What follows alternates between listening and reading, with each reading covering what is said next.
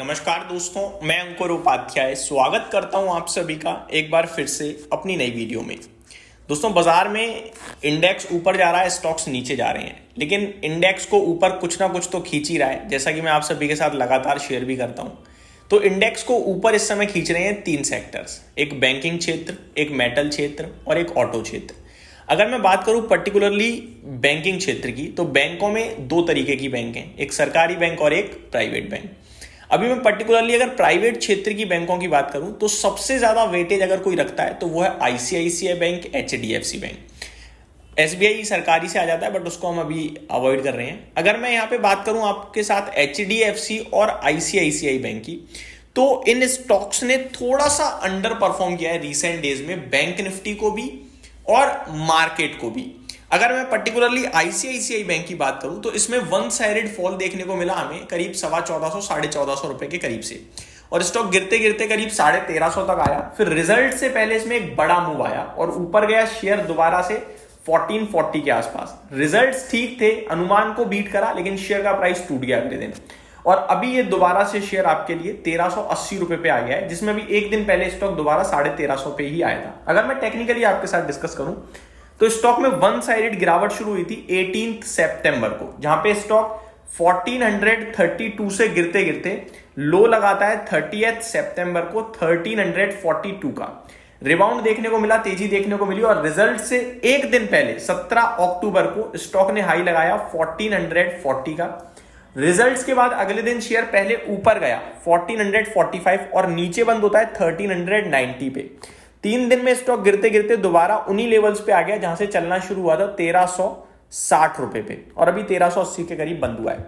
अब ये शेयर एक तरीके से देखा जाए तो नेगेटिव परफॉर्म करता हुआ दिखा है, वो भी अच्छे नतीजों के बावजूद। अब सवाल उठता है इसमें क्या करें इन्वेस्टर्स, क्या यहां पे बने रहना चाहिए, एड ऑन डिप करना चाहिए, या एग्जिट करके कहीं पे शिफ्ट करना चाहिए।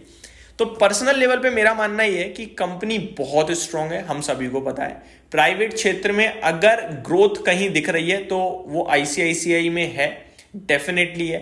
एचडीएफसी बैंक की तरफ से भी बहुत स्ट्रांग कमेंट्री आई थी, और कोटक के आज नंबर्स आए हैं, रिजल्ट्स मैंने डिटेल में पढ़े हैं, बट अभी अनुमान के मुताबिक मैंने चेक नहीं कराया तो उस पर कमेंट करना मुश्किल है।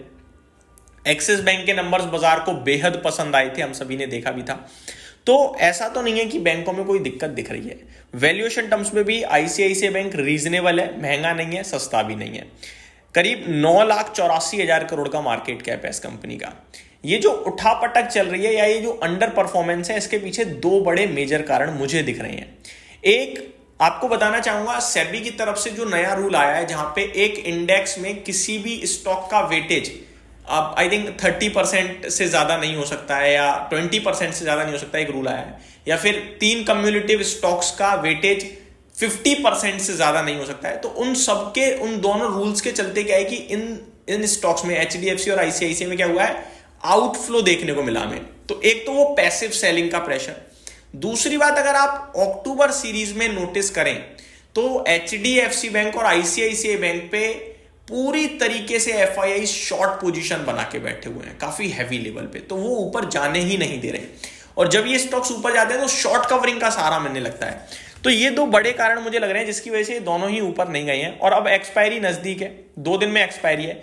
फिर मुझे लगता है फ्रेश डेटा में क्या होगा, या तो एफआईआई अपने शॉर्ट्स को कवर करेंगे या फिर अगेन शॉर्ट बनाएंगे। तो अब दो चीजें निकल के आ रही हैं। पहली बात, अगर ये स्टॉक वेंसडे को भी नीचे जाता है या फिर नेगेटिव परफॉर्म करता है तो हो सकता है आपके लिए रिसेंटली जो इसने 1340 का लो लगाया था वो ब्रेक करेगा, और पॉसिबिलिटीज हैं 1310 के करीब जाएगा।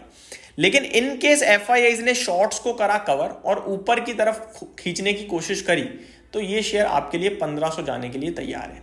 और मेरा व्यू ये है कि अच्छे स्टॉक्स में ना गिरावट हो रही है या गिरावट हो सकती है, ये सोचकर बेचने से अच्छा है गिरावट में खरीद लो, वो बेटर है।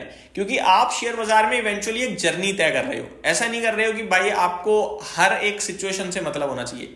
उस जर्नी में गड्ढे भी आएंगे, टायर भी पंचर हो सकता है, कुछ भी हो सकता है। अगर आप बैठे रहोगे गाड़ी में और चलाते रहोगे तो एट द एंड आप अपनी जर्नी पे पहुंचोगे।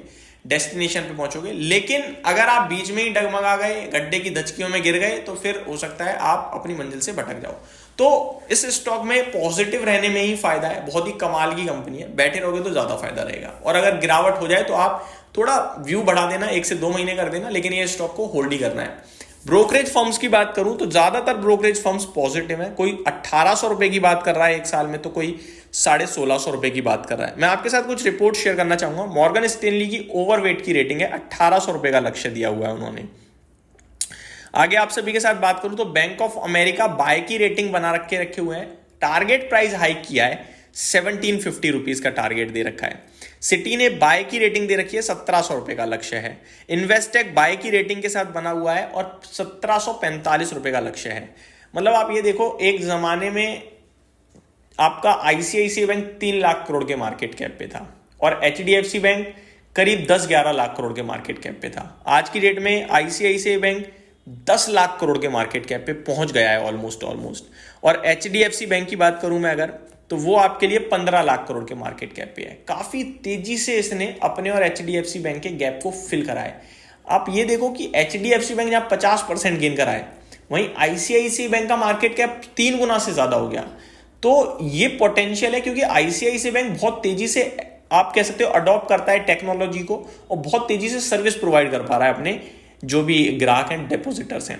बात करें दूसरी तरफ अगर एचडीएफसी बैंक की, तो जर्नी जितनी अभी तक कठिन रही है इनकी, एचडीएफसी बैंक के मर्जर में, उसके बाद से जो एसेट क्वालिटी में दिक्कत आई थी, वो अब कहीं जाके सॉल्व होते हुए दिख रही है। और बैंक बहुत ही बुलिश है आगे को लेकर। बैंक का मानना यह है कि जो हमने ब्रांचेस ओपन करी, जो हमने खर्चा करा, जो हमारे कॉस्ट ऑफ फंड्स कम हो रहे, कॉस्ट ऑफ फंड्स हाइक हो रहे थे, वो अब कहीं जाके मेंटेन होगा। और आने वाला 1-1.5 साल हमारे लिए जो इंडस्ट्री की ग्रोथ है उससे ज्यादा ग्रोथ देंगे, हम उसको बीट करेंगे।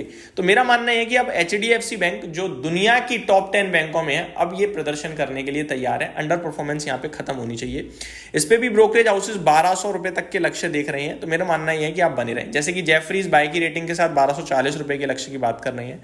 बाकी ब्रोकरेज हाउसेस भी बुलिश हैं। बैंक ऑफ अमेरिका 1175 की बात कर रहा है, बर्स्टेन 1150 की बात कर रहा है, सिटी 1180 की बात कर रहा है। तो पॉजिटिव रहना ही ज्यादा अच्छा है। ये दोनों ही बैंक मेरे को अच्छी लगती हैं। और तीसरी बैंक अगर सरकारी में पूछोगे तो वन एंड ओनली एसबीआई, करीब 725 रुपए से आपके साथ डिस्कस कर रहा हूं, 4 डिजिट में जाएगा, 900 रुपए हो चुका है। अगर अभी भी आपको लग रहा है कि बढ़ गया या बहुत हो गया, आप तो गिरेगा, ट्रस्ट में आप बहुत बड़ी गलती कर रहे हो। ये 4 डिजिट में जाएगा एंड नोट माई वर्ड्स, ये 4 डिजिट पार करके ट्रेड करना बहुत जल्दी शुरू होगा।